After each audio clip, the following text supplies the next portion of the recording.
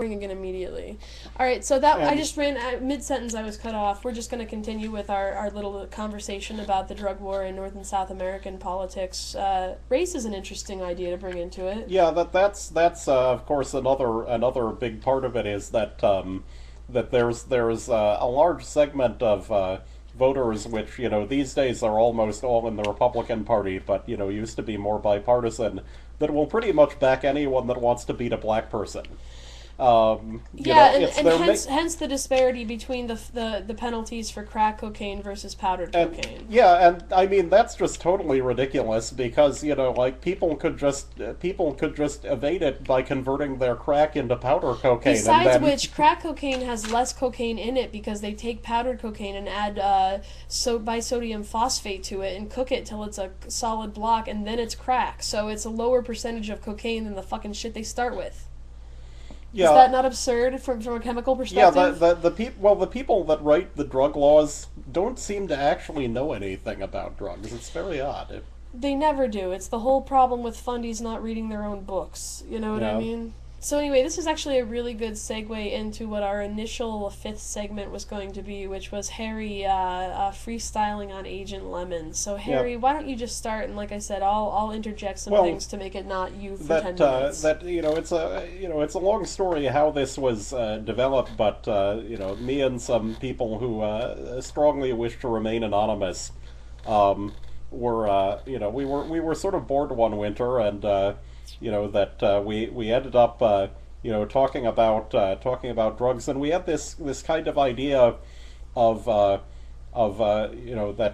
people in the rainforest, that they develop their own ways to go on a shamanic journey with things that were available to them, and we knew that there was one hallucinogen that was available to us, which was dextromethorphan, the active ingredient in many over-the-counter cough syrups. Active in the same way opiates are in suppressing cough, but also active in the psychoactive sense. Yeah, that I mean, other opiates are actually hallucinogenic, but that it would kill you to actually take a large enough dose for that to for those effects to take place. Hence the attraction to robo-tripping. Yeah. Dextromethorphan's a pretty fun drug.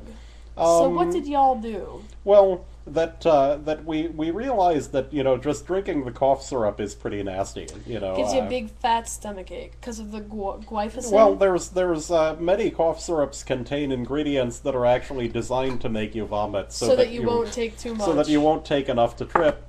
And also there's just the red coloring, and like the syrupy Shit that liquid, good hippies and are not gonna want, like dye number whatever that yeah, gives you whatever. and that we realized that you could do a fairly simple procedure taught in a lot of basic college chemistry courses called an acid base extraction to remove the DXM from Because the the cough syrup. DXM, conveniently enough, reacts to even the simplest Yeah, acidic substances. and we figured out a way to do this using ordinary household ingredients. including lemon juice, hence Yep. the name Agent Lemon. But they And, quickly evolved away from the lemon juice for a good reason, which Harry will Yep. describe. That the basis of the procedure is that the solubility of dextromethorphan in water is heavily dependent on pH, and that the pattern is that in a basic solution the substance is not soluble, and in an acidic solution it's soluble. That the first stage of the procedure actually involves that you take the cough syrup and then you add a base, and what we found works best is household ammonia. And that you get that at the store. You want to find something that is has a minimum of artificial flavors and colors and things like that. I just want to because it break can in cause... and tell you, doesn't this sound like real Fight Club to you Yep. folks who aren't chemists? Because I'm a non-chemist, but I never get tired of hearing him talking about this. Yep. Anyway, go ahead. But that you get the household ammonia. It's a clear liquid, and you pour it into the cough syrup.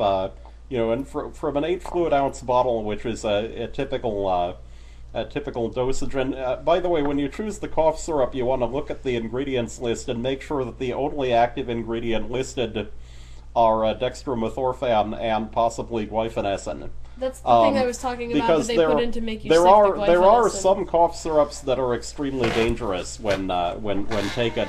For instance, some contain acetaminophen, which is the active ingredient in Tylenol. Hey, I gotta break in again because I had a friend who tried to kill herself. Drama that I don't want to get into. After she'd taken a whole bunch of pills and was drinking, she found this bottle of T3s. For those of you who don't know what T3s are, they are Tylenol with codeine in them. Very easily available in Canada, but not. Dude, freedom by choice, he'll go on forever. I'm trying to make it so it's not a 10-minute block of Harry talking, and this is interesting. And it's important, too. My point is, my friend took as much as she could find of opiates and everything else she thought was hard to kill herself and was drinking, but she ended up going to the hospital. The thing that almost killed her was the acetaminophen. That's the active ingredient in Tylenol. That's also related to the Rush Limbaugh problem with Vicodin, which Harry would love to tell you about, I'm sure. Yep. But be careful about taking too much acetaminophen in order to get something that will get you high. Avoid Yep. acetaminophen. That's my point, because she almost lost her liver trying to kill herself, and she took T3s. Back to regularly scheduled program. That you pour the household ammonia in, and you'll see that there's a white precipitate that forms, and that's the finely powdered DXM. And we realized that it would be hard to actually filter the stuff because it's pretty viscous. And so what you do is you dissolve it in another solvent. And what we actually used was Zippo lighter fluid. We've heard of people using gasoline, and I recommend that you not do that. Gasoline has ethanol and various anti-knock additives in it that you don't want, that are not added to the Zippo fluid. And the reason for this is you end up having some of the Zippo fluid / Yep. butane in the final product when you consume it. Yep. And you what you do is you take the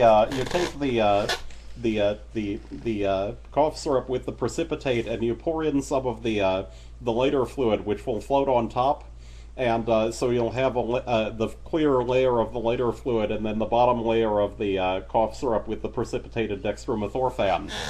And then you put it in a container and you shake it very well for about probably 2 or 3 minutes.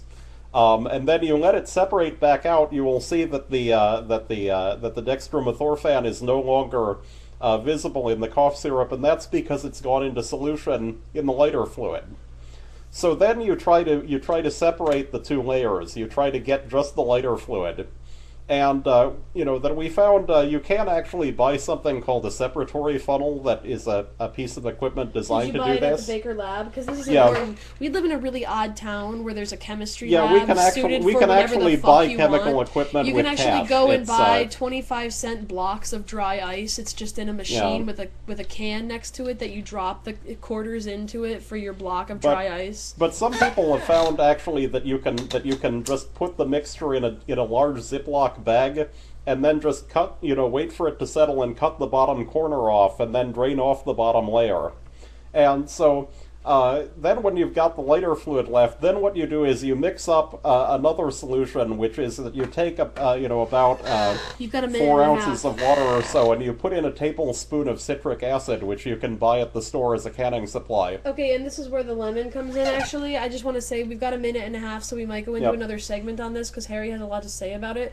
But the whole Agent Lemon, mythology is that initially they used lemon juice instead of citric Yep. acid. They later found out that citric acid cut down on the amount of butane in the final product, so they switched to Yep. that. But Agent Lemon refers to initially...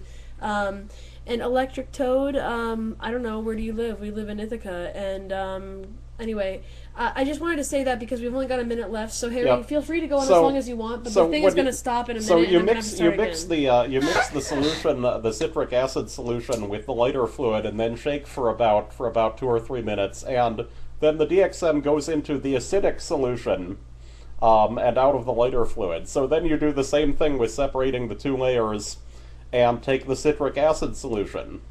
Then you put the citric acid solution and make sure that there isn't a whole lot of lighter fluid floating on top of it, and put it in the microwave for maybe a minute and a half or 2 minutes, and that allows it to boil down a little bit, and will get rid of most of the if you get a drop or two of lighter fluid in it.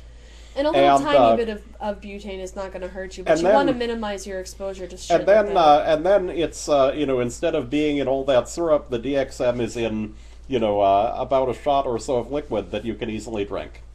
So that's the end of this segment. We're gonna come right back and talk some more about this.